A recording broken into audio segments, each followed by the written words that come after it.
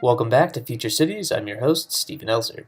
This month we'll be following a similar theme from our conversation last episode with Yulia Zuban, where we learned about thermal comfort and how bus stop design can make people feel more comfortable as they wait. This month we'll continue talking about extreme heat in Maricopa County, where Phoenix is located, and learn about some ongoing efforts to make the city cooler. Dr. Yeowon Kim, who you may remember from our episode on safe-to-fail infrastructure, will be leading the discussion with a few other UREx SRN researchers and the Chief Sustainability Officer for the City of Phoenix. Without further ado, I'm going to hand it over. Starting with Mark. Oh, sure. Yeah, no, I jumped right in there. Yes, Mark. I was originally from Vancouver, Canada, born and raised. And around 2006, I joined the City of Vancouver in sustainability. At the time, not a soul I knew had ever heard of the word sustainability before. So really what that is, just 11 years ago, 12 years ago, that how different things have changed and how much. So Vancouver at the time, shortly after that, adopted a goal to be the greenest city in the world. And I've now come to Phoenix. I've been here almost 5 years now. And it's with our goal of being the most sustainable desert city on the planet. So really changing I've seen over my career of change in the topic of sustainability. Great. I'm Melissa Guardaro, a PhD candidate at the School of Sustainability at Arizona State University. And here I study, what do I study? I came here after many different careers, from marketing and advertising and some entrepreneurial ventures. And just before I came here, I actually was the United Nations representative for the American Association of University Women.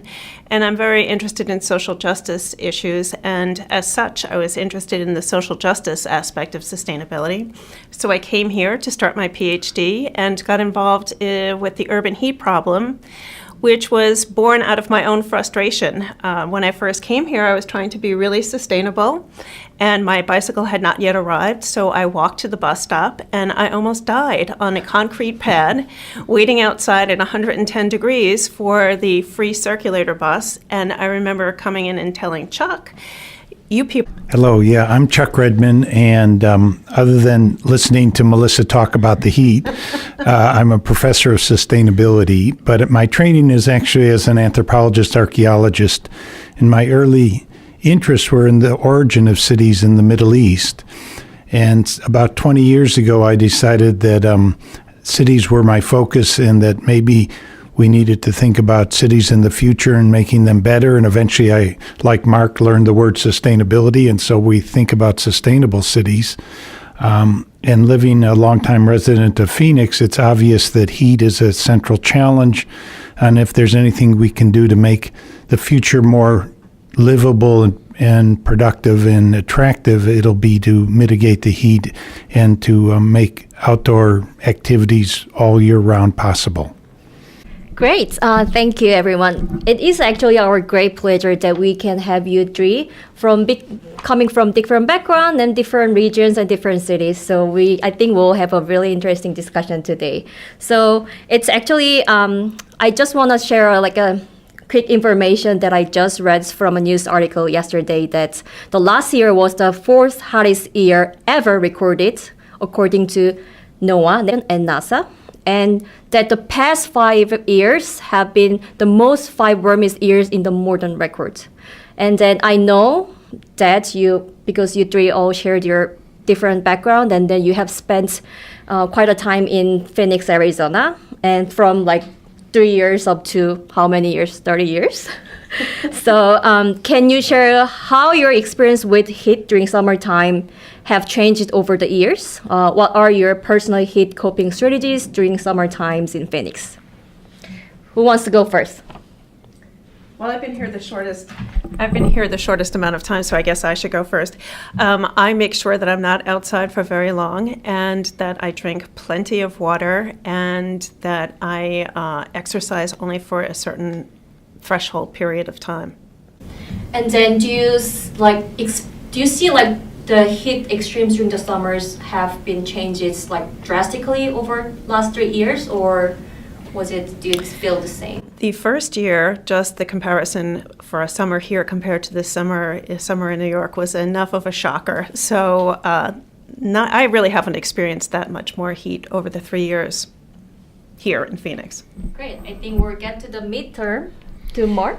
I guess that's me. So yeah, 5 years. So I've actually, in a way, it's not a true 5 years in the sense that I've always loved the sun and the heat. And we actually had a place in Palm Springs in Canada. That was our summer vacation place. Imagine going in the summer, every summer, to Palm Springs. And actually, I was really concerned because both my wife and I are born and raised in Vancouver. And I thought, there's no way she's going to want to move countries and move cities. All our family was there in Vancouver. And so I said, there's this opportunity in Phoenix. What would you think about that? She says, are you kidding? I always wanted to live somewhere warm. So it's certainly from someone who hasn't got the warmth, there's a definite appeal. Then you come here and you see really hot days. And I guess at first initially you go, yeah, that's hot, all right. And but as you spend more and more time here, you just learn to adapt. Like the trees are desert adapted. Well, humans can do that too. And so you learn certain things. And so, as a people, we certainly here, we've certainly learned how to work around and get around and move around such we can try to keep cool. I mean, that's not available to everyone. So it is a little bit inequitable, but for many people, they can actually quite well function here in the summertime. I've stayed here all summer long and enjoy it. But definitely you need some good strategies to do that. Great. I'm going to follow up on what Mark said. I've been here the longest, and it's 35 years. So that counts for something. And I must say that we've really adjusted quickly. We moved here partly because I do like the desert. And it's an amenity, not a disadvantage. But it's hot. People tell me it's dry heat, which is true, but it's still hot. But part of that is get up early in the morning in the summer. Don't plan your main outdoor activities midday. Do things in the evening. The problem that I've noticed, though, in the 35 years is you can really tell the difference in nighttime temperature.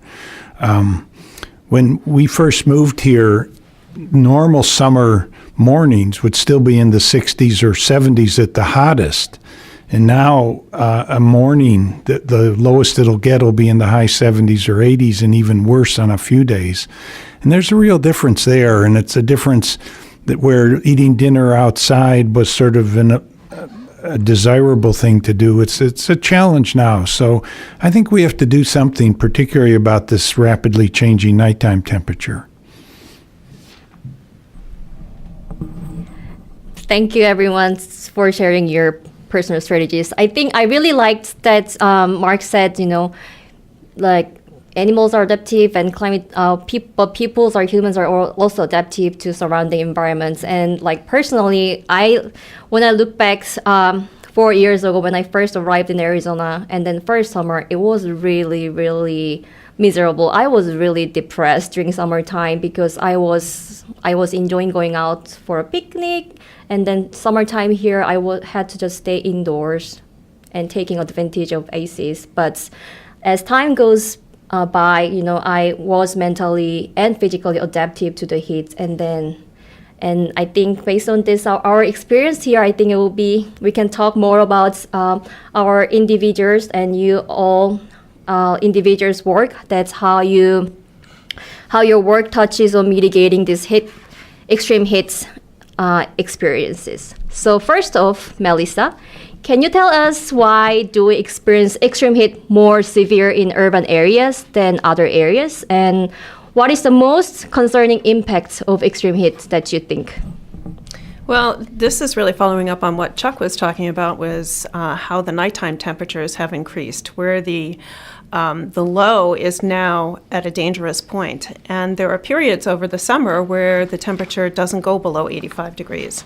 And that's fine if you have air conditioning and you have access to other cooling features, but that's not okay if you either can't afford your air conditioning or you're experiencing homelessness. So a lot of that is due to the urban form and the materials that we're using when we're building the city. And the concrete and the building materials retain heat and do not release them overnight quickly anymore compared to a desert environment. It's called the urban heat island. And then do you think, I know through your research you engage with communities to talk with them how their extreme heat experience varies across different population and different community groups. And then do you identify a certain population or groups that are most vulnerable to these extreme heats in the urban areas? Yes, there are definitely areas that can experience as much as 13 degrees Fahrenheit higher temperatures than other areas in the valley that have greenery and cooling features.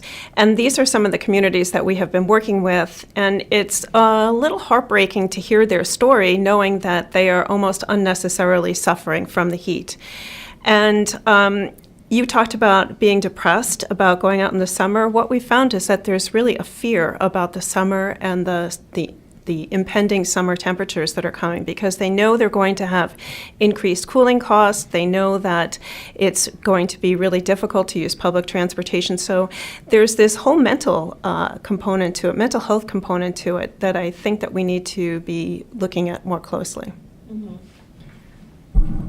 So now you're mentioning looking at mental components of it to this extreme heat experience. That I know you're doing a really cool dissertation study as part of your program, and so I want to know more about like how do you study about this heat mitigation strategy of vulnerable communities, and then is there a specific study method that you are utilizing? So there's actually two different things that I'm working on right now. One is to develop community heat action plans. And these are being co-created both with scientists here at ASU, with people from the Maricopa County Department of Health, and it's being led by the Nature Conservancy. And there we're really trying to have very tailored, contextual plans that the community wants. And then my personal dissertation research is really talking about people's adaptive capacity. And how could you have two people with identical demographics living in a vulnerable neighborhood, and one is suffering so, and the other one seems to be coping just fine. So I've been doing extended interviews within the community, and it's been very interesting, because a lot of the previous research that's been done about adaptive capacity talks about social capital. And one of the questions I ask are, do you know your neighbors? And when I pose this question to any of the people that I've been interviewing, and the answer is always no, I don't know my neighbors. Well, I know them by name, but I don't really know my neighbors. And yet when you delve deeper into it, they actually have a very rich social fabric. And there's a support system that I think that we can really tap into, both for helping them cope with the heat, but also education, and certainly during heat emergencies as well. Yeah, so you mentioned about social capital to deal with this heat extreme, and then building communities to deal with this. And then do you have any story that you want to particularly share from your interviews, that how people trying to build social capitals, or if they don't have, how they do they see the benefits of having social capital to deal with these extreme weather events, especially heat? Yeah. So, in fact, an interview I did just the other day was with a woman who has two small children and feels really captive in the house during the summer because you can't go anywhere. On a much broader scale, I was really concerned about the children and their development. If you're not going anywhere and you're just in the house, how are you actually getting cultural education and enrichment? But she was talking about how when you go out, she's really concerned because she has an older car that she doesn't want to get stuck on the road with these two small children. And I said, oh, that's really a fear. And she said, yeah, I have that fear of getting stuck, but I know that I have a whole bunch of people that I can rely on. And it turns out that she has this church group that has 10 or 15 different families that all band together, that at any point she could call them, or they, if they needed help, they could call her. So I think that's really an important part. That backstop is a really important part in dealing with heat and adapting to it, particularly for very vulnerable populations. Yeah, I think it's really interesting to hear about your study, that when we think about how are we gonna deal with extreme heats, and then when we think about solutions, we usually think about technology solutions, like building more shades on the bus stops or planting more trees, maybe trying to highlighting or taking benefits from the ecosystem services. But then also there are these components that are coming from the social system and social networks that you can rely on neighborhoods, and that can be also the mitigating solution. And I think coming from the engineering background, I think it's like really fascinating that you're doing that research. Thank you. Mark, who has a different perspective on this heat extremes as a city official, and I know that the city of Phoenix is putting various efforts to create a better living area for people in this desert city, and including a collaborative initiative between the city and ASU called Cooler Phoenix. And can you tell us how it started and some of the key outcomes of this initiative? And if you know that if you want to mention any other projects going on in terms of dealing with extreme heat, I would love to hear more about it. Oh, thank you. Yeah, no, and as I sort of in my intro, I was talking about how people here, they understand they live in a desert. Other cities, you ask where they're from, they don't identify with their natural ecosystem, but here you ask people where they're from, they say where they live in a desert, and they recognize that, and there is some adaptation that people do and learn how they go and how they move around the city. But one of the things, in 2016, we developed these long-term environmental goals, and we looked for best practices of cities, and we did the ones that many cities have adopted, such as, zero carbon, zero waste, and healthy ecosystems, and our transportation, robust transportation system. But one of the things that was kind of missing after we kind of adopted them, and they were all, posted and said, okay, yes, we've adopted them now, was that we didn't really have any goal around heat, and nor has any other real city have really looked at that as something. But we, as sort of the epicenter of research on heat, and as someone who experiences it all the time, that we really needed to have that. And so actually, interestingly, I don't think, actually not by design, but the three of us in this room were actually chatting a few years ago and saying, what if we actually really had a comprehensive plan? There's been a preponderance of research has been done at ASU and even other universities, but there's not really been pulling it together and say, what if we had a really strategic plan of how to move our city in the long term to be cool? And so we kind of just grasped for names. We called it Cooler Phoenix. Just kind of an interesting thing, was just by chance kind of came forward, and we started asking people and talking. It's been the umbrella that we've kind of carried on this conversation for the last couple of years about really coming up with having an urban heat island mitigation plan that, really thoughtful presence. Because, cities, if you don't know where you're going, any road will take you there. But we really want to say, how when we wake up 30 years from now, do we just say, oh, it's too hot to live here? Or do we actually plan and say, let's make our way there? And for most people, they just think about today. But it's really the city's job to say, start thinking in the long term and moving our city in that direction. So that's kind of been the umbrella by which we really kind of moved that conversation forward, and a lot of really interesting things have come out of that conversation. Mm-hmm. Is there like any specific event that you remember or reminds like right now that as a part of this Cooler Phoenix? I think Melissa's got a good suggestion here. I thought you were going to talk about Heat Ready.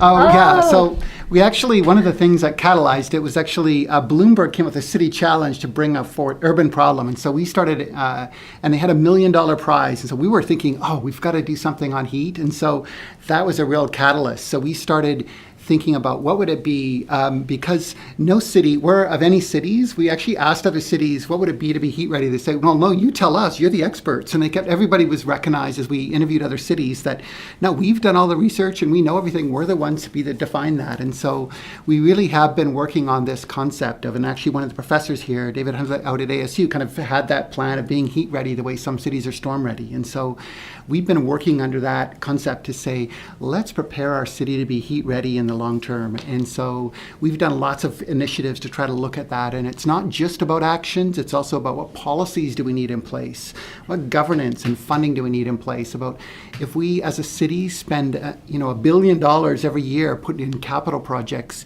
we should really be having triggers in those to really help lessen the heat. And if we're going to replace 80% of our roads in the next 40 years, well, why aren't we making those better and less ability to capture heat, so they're help with urban heat islands? So that's being kind of an umbrella and really kind of an interesting, exciting project. Now, sadly, we are extremely disappointed. I was depressed for 2 days that we didn't get it, but still, but we went right down to the final 5 or something like that. So we thought we were going to make it. Yeah, so it was just didn't quite make it, but we were deeply disappointed. But on the other hand, actually, we're still going to go ahead with this whole heat-ready plan because it is something that's really needed. Actually, it's really interesting to hear that one initiative is called Cooler Phoenix, and this another effort is called Heat Ready. So it sounds like one is trying to actually cool down the city itself, and then another is then let's try to get ready for higher heat or more extreme heats. And then, so I was curious that as a city practitioner, Mark, so what would be the ultimate goal of the heat mitigation strategies and efforts of the city? And is it to reduce the heat mortality by reducing actual temperatures around the cities, or is it to just having more plans and strategies and activities to increase outdoor activities for recreational and health, or is it just to maintain business as usual so that we can do what we do right now in the warmer future? Well, actually, we've kind of thought about, one of the good news as we've been thinking about it is that, oh, thank goodness, we don't need to cool our entire city. We just need to cool where people will be, where the most vulnerable populations are. So it's really narrowed the scope to say, let's be really strategic about where we cool our city. And it's really, the other good news is that we don't have to do the whole city. And the also thing is we have a long time to do it. Really start planning towards that. What we thought of the future, the future ain't what it used to be. If we look at 2050 or 2060 of what will Phoenix be like, that it's not about predicting what that's going to be like. We actually will have an influence on what that will be in the future. So we can actually be part determinant in what our city will be based on our actions. And so it's really doing that long-term planning perspective and looking at strategies and very much focusing on vulnerable populations and vulnerable areas. And it's a classic understanding that we always, as people, overestimate what we can do in a year, but we far underestimate what can be done in 20.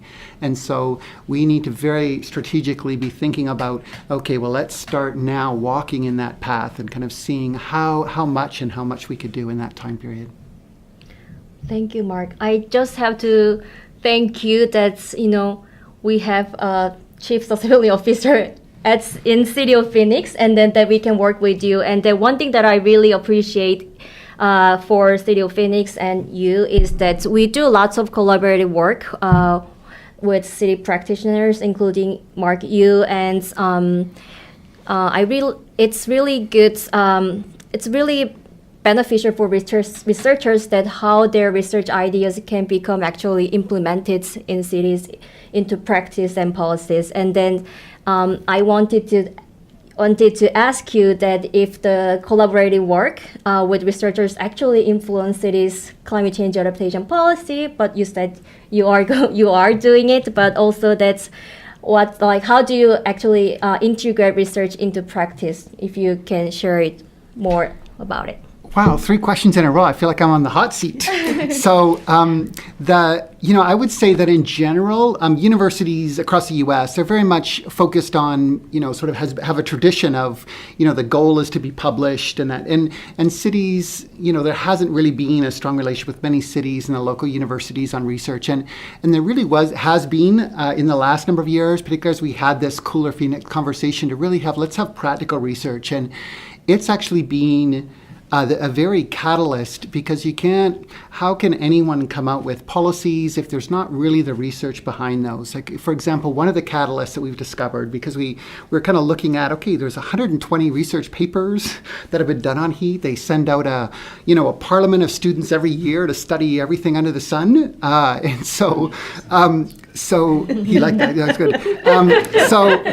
But what is it all saying, and how can it inform policy? And so some of the things we discovered, one of them was really interesting, was that they studied 2 neighborhoods just 2 miles apart, and there was a 13-degree surface temperature difference.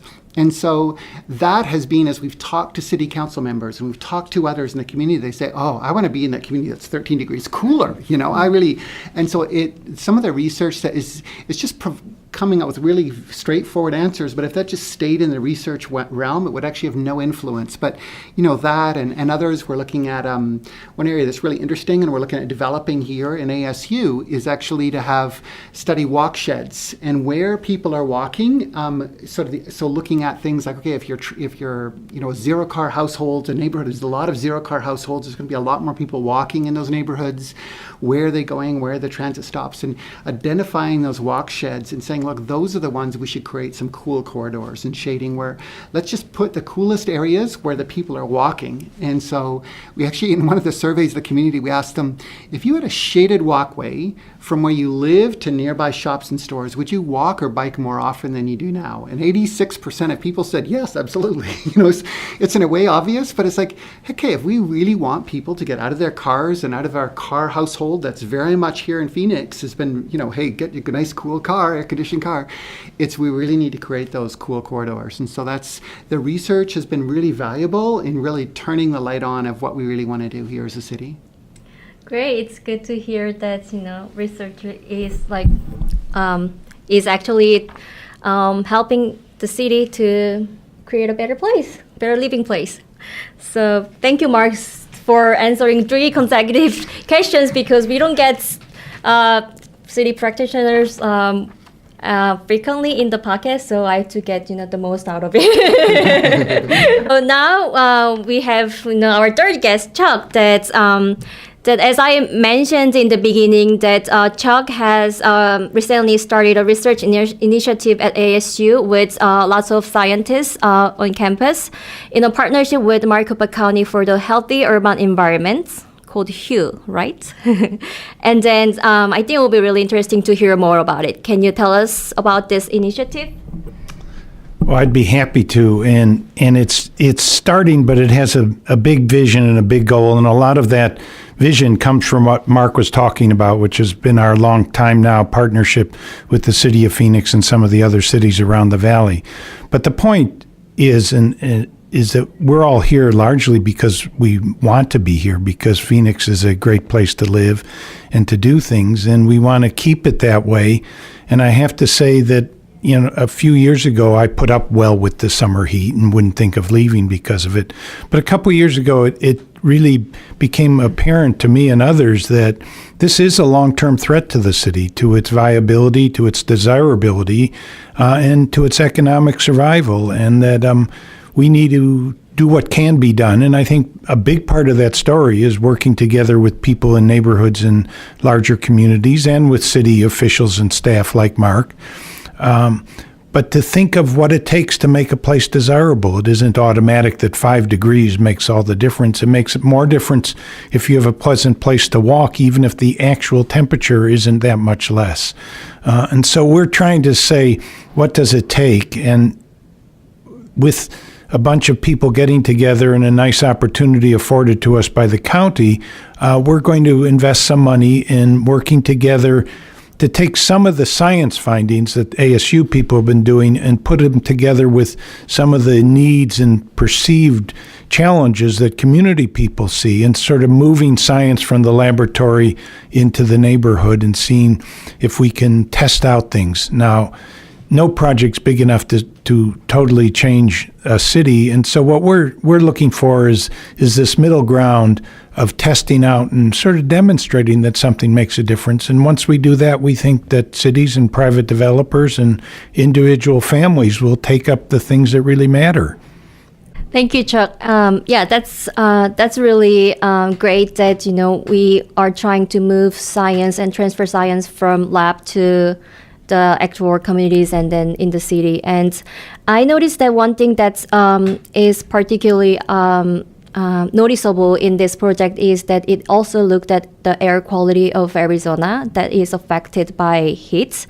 And I would like to know more about how the relationship with the heat and air quality in Arizona, and what's our current understanding, and of course, probably it's limited understanding, so we are trying to do this project. So can you share about it? Well, I can give you a little bit of insight, but really the background of why air and heat were put together wasn't so much one caused the other, even though there are strong relationships, but more if you step back and say, what are the environmental challenges facing our region? Air quality and extreme heat come right to the front, if not the overwhelming challenges facing us. So it was more saying, what are the big issues, than these two issues are tied together. Having said that, though, there clearly is a relationship, and I think looking at it, we're focusing on air and air quality and extreme heat. You could also add available water to that nexus, because a lot of the solutions to things we're talking about, heat, may involve increased water use. And so we have to bring this nexus of issues together. The heat air one is exacerbated partly because one of the big air quality challenges this region faces is particulate matter. And it's behind respiratory diseases and the brown cloud and things people perceive as dangerous, and in reality are real health hazards.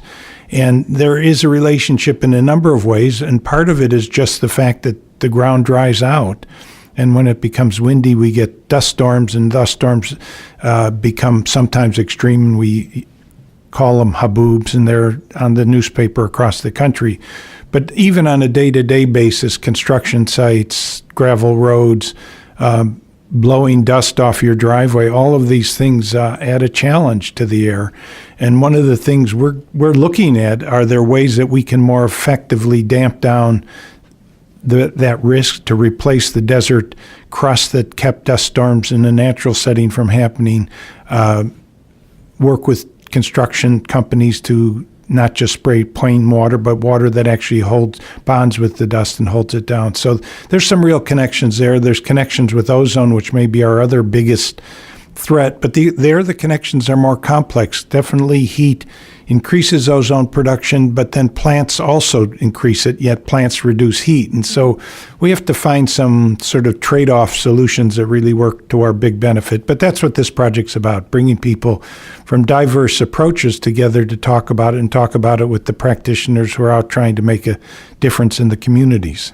Sounds really important, and I look forward to hearing more about the research and then the outcomes as we go in the future. And it's also interesting to hear about the air quality becoming an issue here in Arizona. So where I come from, Seoul, South Korea, the air quality is a really, really big problem right now because of yellow dust, and it's such a dense city. But when we think about Phoenix, Arizona, it's not a really dense city. It's really sprawl, but even though there are lots of vehicle use and then the emissions from them, but still, I thought the Arizona and Phoenix has the amazing air quality because the skies are always blue. Then actually last December, my mom visited me from Seoul, Korea, flew from Seoul, Korea, and then right after she landed, she pointed out the sky and then said, "Look at the cloud. They are yellow and brown. They're like Seoul." I was like, I never noticed. I was always look at the blue sky and not the cloud that were just hanging there in the middle. So I'm really glad to hear about this project. And back to the UREx and your new project, Hugh. That's it is really important that research working closely with local governments to tackle these environmental challenges and to make the scientific solutions actually deployable and then can be transferable in practice. And I want to hear more about you, that how cities and researchers can co-benefit, and how we have been co-benefiting each other in advancing urban resilience. And what do you think are the opportunities and barriers coming from these transdisciplinary research projects? Well, thanks, Yeowon. I'll spend the next 2 hours talking about that if it's okay. It's great that you've brought this up, and I think it follows directly from what Mark's been talking about, the opportunities availed by having cities and universities take each other seriously. And I think I need to give a certain amount of credit to President Michael Crow, who's made this one of the top priorities for ASU and has walked the walk on really trying to emphasize that a lot of what we do may be theoretical and what people call pure or academic research, but he's really pushing that more and more of the energy of ASU be devoted to what would be called solutions or more applied research or co-production of knowledge with people from the local community. And I think this is important because in the last analysis, science isn't about producing something that's abstract and leaving it somewhere for someone to pick up and invent an application for. We can be much more productive if from the beginning we're talking about what are the challenges, where can they be deployed, what difference will it make, what are the unintended consequences, and all of that comes from working together with people on the ground in real neighborhood or city context. I think there's a number of ways we can go with this, but particularly in the definition of what's important and what are the problems, there's no way we can sit alone on campus and know those things. And then there's some very practical benefits. And speaking of City of Phoenix and Cooler Phoenix and Heat Ready, we obviously talked about a lot of things, but then some real opportunities were made available because the city was already intent upon doing things, renovating neighborhoods, renovating streets, and they said, well, we've got lots of ideas, but if you have more ideas, we should pool our thoughts on this. And I think there's some real traction there, and there's this what may someday be looked back on as one of the great examples of city-university collaboration in the Edison East Lake district of Phoenix, where a project that the city initiated and got the funding for hopefully will benefit from its interaction with scientists and professionals from ASU. We'll see, but I think we'll be looking back in future years to saying this was one of the great breakthrough examples of collaboration.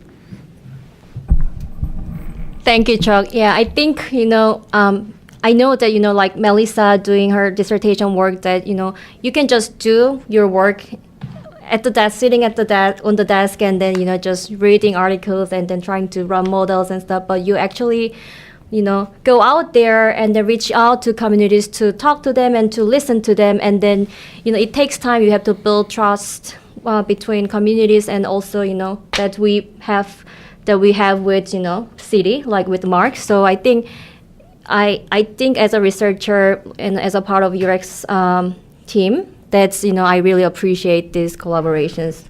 And I also think that the communities have great ideas that researchers in the city hadn't quite thought of yet.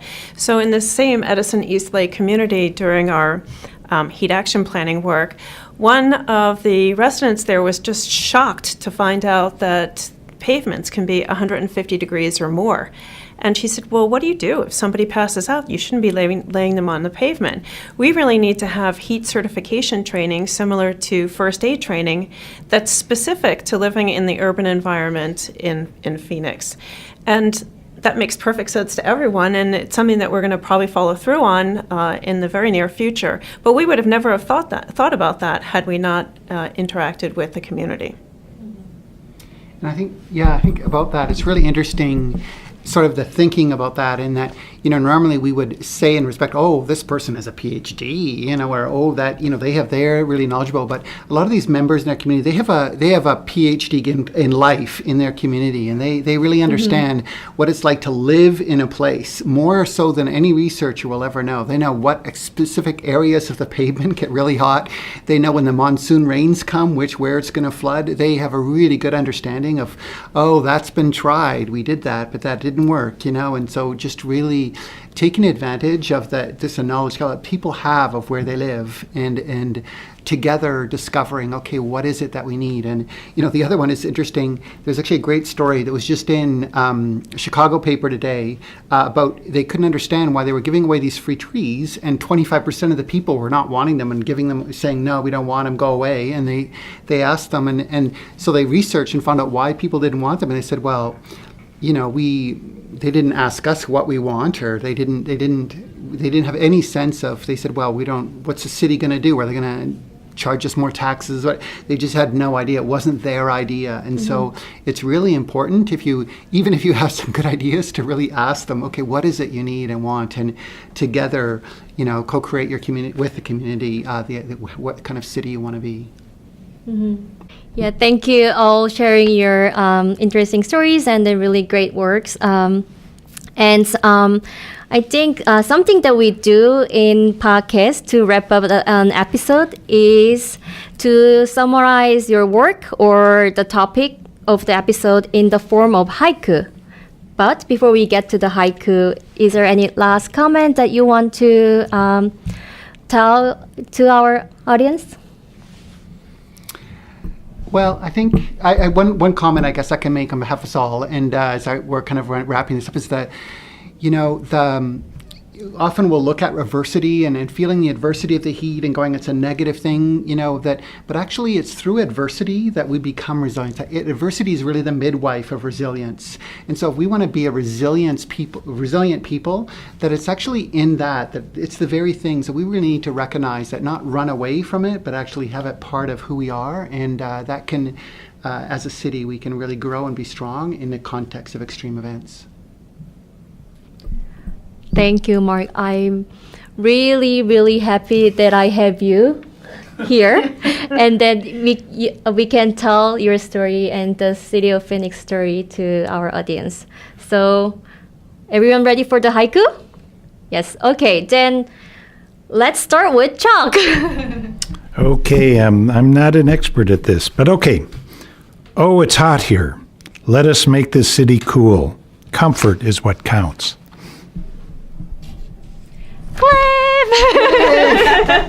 That was great, actually. Let's see if you say the same about this one. Growing urban heat, an inconvenience for some, but others suffer. So we have to get to and reach out to others. It's a hot breeze. There is something we can do. Drink water, plant trees. Great. Mark. Yeah. Mark was really, really ready for this podcast.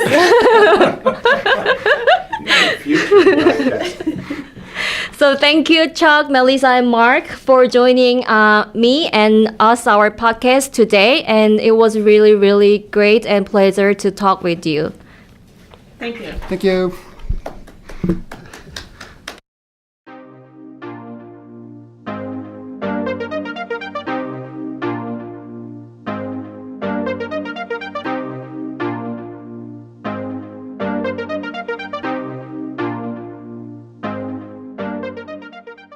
The Future Cities podcast is an outreach effort brought to you by the Urban Resilience to Extremes Sustainability Research Network, or UREx as we usually refer to it. To learn more about UREx, visit www.sustainability.asu.edu/urban resilience. If you have any questions, feedback, or suggestions for future episodes, you can email us at futurecitiespodcast@gmail.com or find us on Twitter at FutureCitiesPod. If you enjoyed the episode, please rate and subscribe to us wherever you get your podcasts. See you next time.